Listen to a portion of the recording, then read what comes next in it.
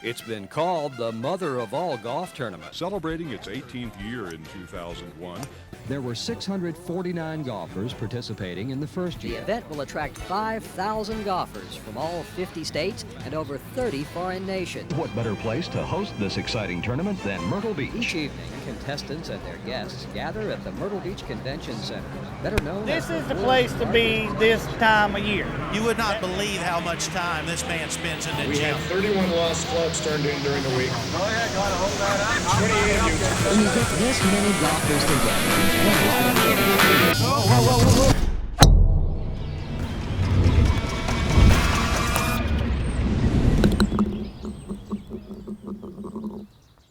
The World Am is legitimately the greatest golfing experience that someone who is just the everyday golfer can do. From my perspective, it gives them a reason to get better at golf. We spend the most amount of time planning going into stuff was what can we do to make everything feel as smooth as possible from the player's perspective. The goal has always been get you to play a golf course you've never played, and hopefully you like it and you'll come back. But also, between handicapping and financials, there's a lot of things that people don't necessarily know. Hold a second, guys. Thank you. This is Steve Mays, the tournament director for the PGA Tour Superstore World Amateur. We're here on Monday, August 21st, getting loaded into the Myrtle Beach Convention Center. So I was interning with Golf Digest and showed up on the week before the tournament started, and the tournament director at the time, Bill Golden, told me, showed up to Myrtle Beach Golf Holiday office, and they said, see that truck over there? We need to load, take everything out of that warehouse and load it in that truck and take it to the convention center. And that's how I kind of got started with it. I remember the first year I was an intern, I got paid in liquor because we had liquor sponsors. So that's how that's how I was paid. Take a bottle of this and take a bottle of that. And I was in college, and that was like gold at that point. I don't know, what stands out to me was my very first year in 05, just the size of it. My very first job was to manage the shirts in the goodie bag line, which at the time, people actually physically came all at the same time to the convention center, and I opened one box of every size, and I'll never forget Steve Mays, who ran the event before me, came and was like, that's not even close to you being ready. Within 5 minutes, everything was gone, and I was like, oh my God. I think I really got my first go in handicaps when I was evaluating handicaps, and disqualified someone my very first year, and got in a pushing physical confrontation. I was like, oh my God, yeah, people are taking this serious. Yeah, so I was tournament director from 2012 to 2017. Here I am coming into this thing with first year of the World Am as a tournament director, and I now have a 19th hole to fill out where I just have the main hall. That first year in 2012, it was really just Scott and I handling all the customer service. I would call it like a paper boy. 2008, I was hired to temp labor to print paper. That's all we did, just run through trees, printing scorecards, and I've been around for, I guess that makes 15 years now. Started full-time in 2012, working full-time at the event.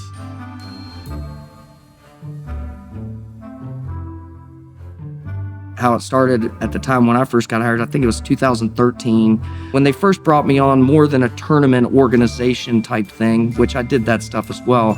It was more about, hey man, how many expo spots and vendors and people can you get to the event? Can't remember how many we ended up with, probably around 60 vendors or something. So it was a big hit when it was finally established, and that is something to this day that I am the only person that really deals with when it comes to exhibitors at the World Am. I've got people that have exhibited from that first year that come back every single year. Anytime something happens with an exhibitor, it happens once the event has started. In order to have a good event, you have to be very organized and very detail-oriented. The World Am itself is a giant puzzle. When you think about 3,300 or however many players every year that are going to play 12,000 rounds of golf in a week, the details are very important. We used to kind of powwow all the time and get together and talk about ideas of, what's a new idea, right? Everybody wants something fresh and something new, and you don't want to be stagnant and stale. We had to get creative on like even giveaways because we didn't have as much money for like, they used to do we would do these big giveaways on Thursday night. And I mean, when I first started, we're talking motorcycles, cars, people won houses and condominiums. And then I had access to none of that. So we just we just said, hey, we gave away 25 lifetime entries, and now of which people are still using those. The golf courses are getting paid for those. And obviously no one is paying, those winners aren't paying for that, another budget item. I know that's not my problem. I left that behind for somebody else. At the time, it was a really good idea. For me, there was a woman from Germany who made the putt for $25,000. And as soon as she made it, I've never heard a louder noise in that convention center. I was not even in the building and I heard it. And my mind starts thinking, did I sign that insurance policy? This is the happiest moment for pretty much every participant in the building, and I'm sitting here having a panic attack of figuring out if this is gonna work. And we did, it's good. My CFO might have killed me if that didn't, but we're good. You're gonna have to ask Jeff about the mechanical bull. I don't wanna take credit for that idea. Just to say something about the mechanical bull, though, I thought it was a great idea. The mechanical bull was going to be the best thing since sliced bread, just for the record. I think Scott was on the fence about it, and it might be the only time Scott was right. No, not gonna talk about that one. It'd be funny to have 60-year-old men riding the bull, and the kids and everybody else. And I maybe saw 3 people on the bull the whole week, and it was pretty disappointing.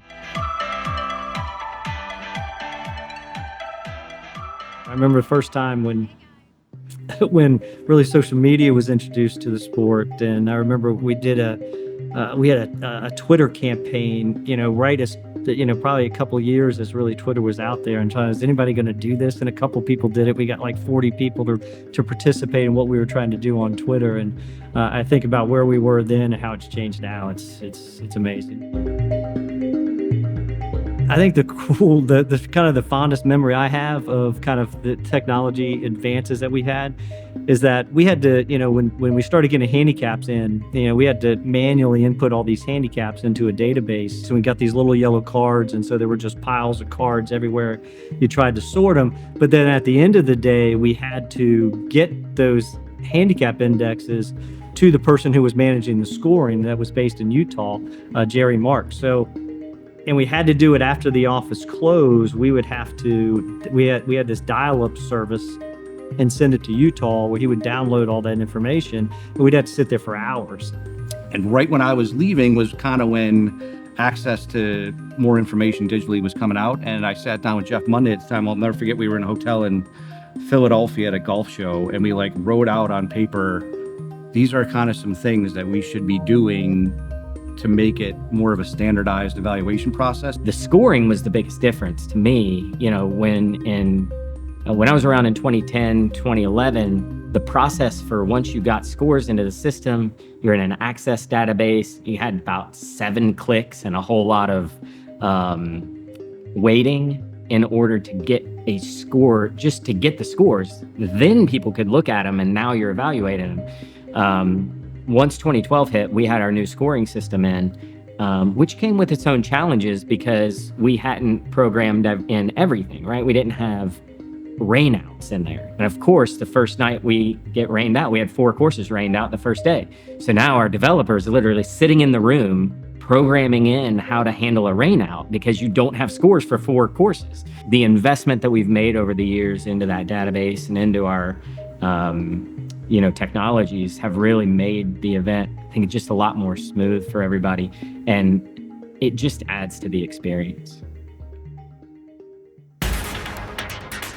It's not a typical golf tournament at your home course, like a member guest or whatever. It's just the whole event is a totally different atmosphere. I think about 3 or 4 years ago, we started doing press conferences. at the 19th hole, so kind of similar to, you know, at the PGA Tour level when, hey, I finished a round and they asked the leader to step aside and do a quick little tidbit of their round for the day. And so now every night at the 19th hole, we allow players to get that same experience. How many players? 43. And you're tied for 19th? That's correct. So we've tried to incorporate new divisions, new ways to get people involved, to get those younger generation in. We added the Just for Fun division, I think, in 2017, where, you know, you could be the worst golfer you've ever seen and nobody cares. Teaming up with women's leadership groups to get more women in. We're adding a gross division for the guys on the other end of the spectrum of, you know, I want to play scratch. This isn't, you know, just a hit and giggle for a 30 handicap. So now I truly believe we have something for everybody, and if you don't want to play, it's just because you don't like golf. For us, the biggest thing is showcasing our golf course. We want to make sure that we're presenting our golf course like, you know, they were playing in a tour event. That's how we want to showcase our golf course. One, to make sure the event's good, but then also to make sure that they're going to want to come back to our golf courses when they come back to Myrtle Beach. We really want to make sure that people are getting a good taste for what golf in Myrtle Beach is. That is, for the participant, the thing that they first and foremost come for, and our courses deliver. They treat them well, the service is good, they know they need to show out for these people. It may be the only time that somebody from there has played their course. They've never even heard of your course, but they're going to play it that day. When the Superstore became the title sponsor, they wanted people to check in at their stores, which I thought was a good idea. So moving to that, I think, was actually, in terms of making the start of your experience better, was good. And that was a big deal technology-wise. All that had to be coded from scratch. We didn't have anything to go off of. The great thing about the team, the World Am team, is they manage the entire event. And the golf pros kind of hand it, and the golf courses, I say, are just handed kind of the book, and here's what you've got to go out and accomplish. The pride that Bob LeCompte, who was the tournament director at that point when I came on board, to Scott, his team now, and every tournament director and staff throughout those years have always had unbelievable pride in this event to make sure that they could one-up the tournament director behind them, and that's kind of the great thing about it. Yeah, I think customer service is a big part of what we do. You know, our team is so personable, and we've gotten to know a lot of people over the years. If the phone rings, whatever is going on in the office, if somebody calls with the smallest question, everything needs to stop for that person. They need to be treated like a king on the phone. Every call is an opportunity to sell somebody on why our event is the greatest event in the world. It doesn't matter if that conversation takes 20 minutes. So just listening to their feedback, you know, we try to nip things in the bud before they get to a certain point. We're going to protect the person who wants to come and play with their handicap in this golf tournament. We had a guy that we definitely needed to disqualify in 2012. They won their flight in 2010. They won their flight in 2009. They took a few years off. They came back, but they had a whole new name. They signed up with a different name. Of course, the red flags went off when we were reviewing handicaps. This person got disqualified again. In the midst of the disqualifications at tables, we had a few participants come over and say, "What'd you call that guy?" I was like, that's so-and-so. They're like, "No, that's so-and-so." His handicap was just, it was definitely not accurate. So it was funny, I was talking to him. He was so mad at me and just yelling, screaming in my face. He says to me, he says, "I work for XYZ company. It's a large corporation." And he says, "When I get home, I'm emailing everybody in my company and telling them what you've done to me." And I just looked at him, I said, "If you could do that, I would really appreciate it, because every one of those people who's played in a golf tournament before has been frustrated that nobody did this to you, and maybe that will make them want to come." And finally, he was asked politely not to come back, so, with any name.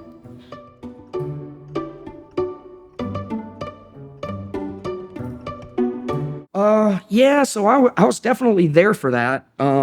So I can't remember the exact timing. When it went out, I mean, I freaked out. We're all frazzled. it's just chaos. So the power went out of the convention center. I don't even remember what year it was. To go completely dark with 5,000 people in a place is probably not good. But I remember one of our vendors got a bullhorn. And she walked up right behind Scott, and she either said something into this bullhorn or just hit the little siren button. And just started shouting at the top of their lungs what was going on. And he must have jumped 4 feet. And he was, let's just say, pissed is an understatement from that. So in the midst of all of the chaos with the power going out, we had Myra with a bullhorn, which immediately got taken from her hand after that. Little did I know, out on the floor, I guess they have some emergency lights when it goes out. So there's like some dim lighting, and it's not 4,000 people standing in a completely dark room like I was. I think it was Thursday night too, when we were just about to announce the awards. There was a hurricane coming in. Fortunately, it came on, 15 minutes later? But nobody cared.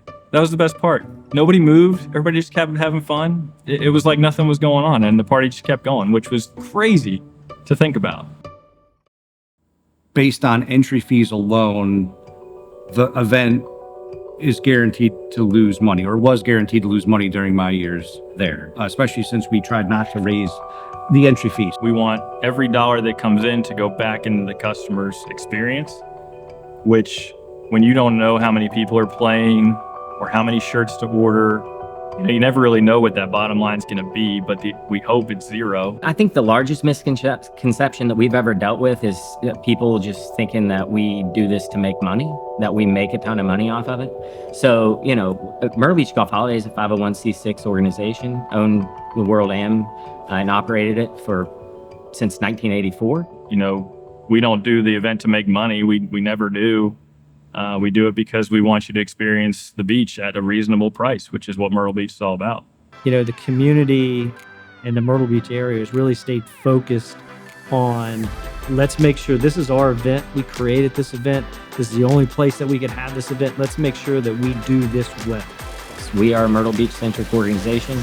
We think this is the best destination to come to for a golf trip, or if you're just here and want to go play golf. So we think that the World Am is the best way to showcase that. And it comes at a time of year where we're kind of transitioning from summer to fall.